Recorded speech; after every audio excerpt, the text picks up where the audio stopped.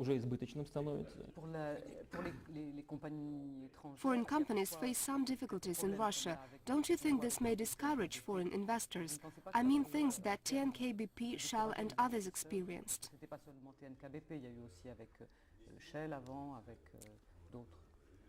ТНК-БП пока ничего не произошло. TNK-BP hasn't had any trouble so far. They do have some problems with their Russian partners. Several years ago, I warned them that they had it coming. It's not because it's TNK-BP. It's because several years ago, they set up a joint venture with a 50-50 ownership. When they did it, and I was present when they signed the papers, I told them, you shouldn't do it. You should decide between the two of you who will have a controlling stake. And we don't mind if you want BP to have it. We would of course like to see the Russian side, TNK, as the main shareholder. But somebody has to be in charge. When you don't have a clearly defined authority in such a business, it's very likely you'll run into problems. They told me no, we will always be able to work out an agreement. I told them fine, go ahead if you want. Now they have problems. They constantly have frictions regarding this matter. Which one of the two companies is in charge? That's the main problem. These are commercial disputes within the company. As for Shell, we were able to settle the disagreement we had with them. We hope there will be no more problems like that in the future. Our partners should realize that they can't rely on colonial methods when extracting our resources. Have you any fears about inflation becoming a stabilizing factor in Russia and an argument against your political stance? Мы этого не боимся. No, we have no fears for many reasons. First, we understand the negative effect of inflation. We are aware of that and are taking and will be taking necessary steps to curtail the threat. Inflation did not come from within. Inflation has been exported to Russia from developed economies, including Europe. This is connected to the unjustifiably fast price rises of food products on the world market. I'm not going to speak about the reasons, as specialists know about that. It's about consumption growth in China and India, more emphasis on so-called alternative energy sources, when some grain crops, rape and maize, are used for biofuel. It is connected to investments into Russia, whereas earlier we had a flow out of $20 to $25 billion a year from Russia. Last year, however, the net influx of foreign currency was equivalent to $81 billion. It's revenues from our oil companies and investments. The central bank takes them, then has to print rubles and put them into circulation. There are other factors too. We see and know them, and are capable of analyzing them objectively and undertaking necessary measures to curtail the threats. But first of all, we have to evolve our own agricultural production. We will have to provide the necessary volume of grain crops with the help of customs regulation for our own needs. We'll provide the necessary amount of imported foodstuffs. We'll use traditional instruments and means to fight inflation, as it is done in most other countries. For instance, just recently, the central bank raised the interest rates to 10.5% and increased measures on fund reserves in the hope it would have a positive impact on the economy and restrict the cash inflow into it. We'll be doing this. As for the social factor, we are well aware that high food prices affect those groups of our population who have small incomes, because most of their family budgets is spent on food, so they suffer most. By raising wages, pensions and allowances and subsidies, we'll be trying to minimize the negative consequences for those people as we fight inflation. At the same time, we understand that it is more money for the economy, for the country. Still, this is what we have to do for our people, and we'll be doing this. Mr. Prime Minister, if President Medvedev were to ask you for your opinion on whether prison conditions could be alleviated for Mikhail Khodorkovsky, or if his term could be reduced, what would you say? Я бы ему ответил, что это I would say that this would be up to his independent decision. In any case, both myself, when I was president, and he should be guided by Russian legislation. Mr. Medvedev, like myself, graduated from the same juridical faculty of the St. Petersburg University. We had good teachers who taught us to respect the law. Now I've known Mr. Medvedev for many years. He will respect the law, and incidentally, he has said this in public several times. If the law allows this, there are no obstacles. It all depends on the situation and procedures allowed by law. But it is up to the Correctional Labor Camp Administration to ease conditions for prisoners. Of course, up to them, the same as in your country. Must the conditions depend on the convicts? I mean, the law permits the improvement of the conditions for convicts. Of course, but for that, it is necessary that those who serve prison terms obey the legal requirements.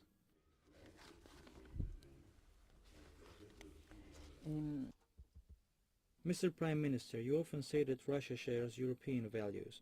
On the other hand, we see that competition is not allowed in Russia, both in economy and in politics. How do you explain this contradiction? Я здесь не вижу противоречий. I don't see any contradiction here. Competition means struggle. If one side gains advantages and wins, it means there is competition. As for the economy, in any country, those involved in economic activity try to maintain closer relations with the authorities, try to obtain some competitive advantage. Your colleague has mentioned one of the captains of our economy, of the oil industry. Those people were denied entry to the United States because they were considered to have links with the mafia. Today you're asking if it is possible to ease his prison conditions. Is that not a double standard? Is it not a struggle for some economic advantage? This struggle has always been and will always be, and Russia does not represent any unique case. We have been trying to guarantee that business is distanced from the authorities. It seems to me that in general we have succeeded. But Khodorkovsky did visit the USA often and did have a visa. Well, he did get it eventually, but we have entrepreneurs who are still denied the visas. Deripaska? Допустим, господин Дерибаска. Let's take Deripaska, for example. I asked my US partners, why don't you grant him a visa? Can you explain? If you have reasons for not giving him a visa, if you have evidence of his illegal activity, please give them to us, and we'll use them in our country. They would give us nothing and explain nothing. However, he was not granted entry. He is not a friend or relative of mine, just a representative of big business in Russia. He has multi-billion-dollar commercial interests in many countries of the world. Why is he restricted? What did he do? If there is something, show it to us. If there is nothing to show, then remove the restrictions.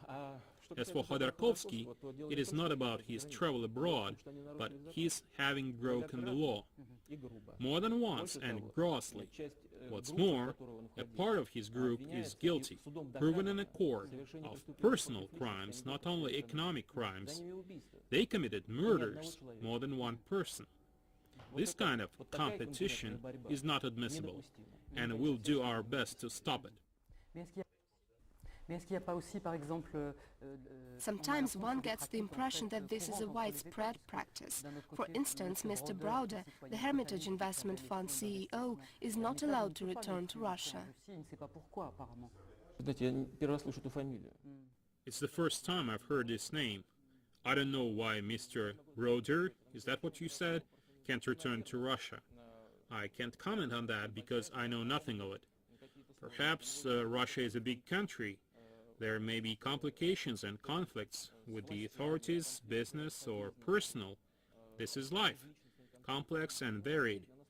If someone thinks his rights have been violated, let him go to court. Thank God our judicial system functions. To give you another example, not long ago, a criminal investigation was launched against a journalist who took more hard currency across the border than is allowed, according to the law. She must be somewhere here now. I was approached about her. I said, let her come. Let her use the law and struggle. But she was scared to come. Now, however, the Constitutional Court has ruled that she did break the law but she's not subject to criminal prosecution for that, and such cases are administrative. This, incidentally, is more proof that the judicial system in Russia does function. В рамках административного процесса. Les observateurs de la Russie et certains Experts on Russia, some of them Russians, find it difficult to define Russia's current political system. Is it a dictatorship, a totalitarian regime, a democracy? What about yourself? Do you think that it is some system you have invented yourself? What is this system? Comment le qualifiez-vous? Est-ce que c'est un pays qui a besoin d'une autorité forte?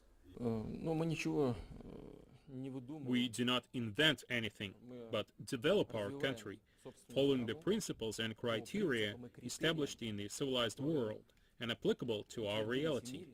I mean political history and political culture in the Russian Federation, its traditions. It is this way we are going to work.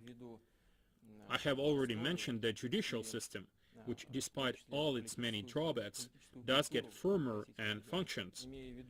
The same I can say about the multi-party system.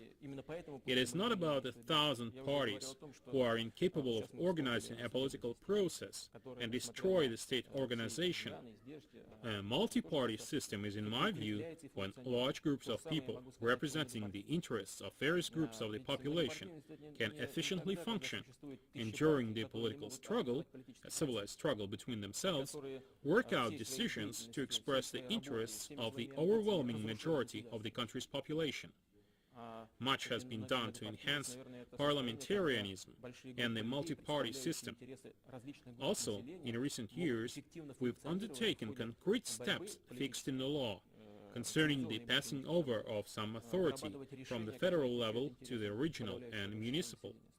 We have actually decentralized power and passed on some of the authority, along with financial resources, to local levels. Without the municipal component, there can be no normal civilized society. We are aware of this and are acting towards this. It needs to be done according to reality. We'll make our steps realistic in order to improve the country. However, there are certain traditions. Let's take Lebanon, for instance, where various groups of the population have to be represented in the supreme power. We have the same say in the Caucasus, Dagestan, with several major ethnic groups claiming authority.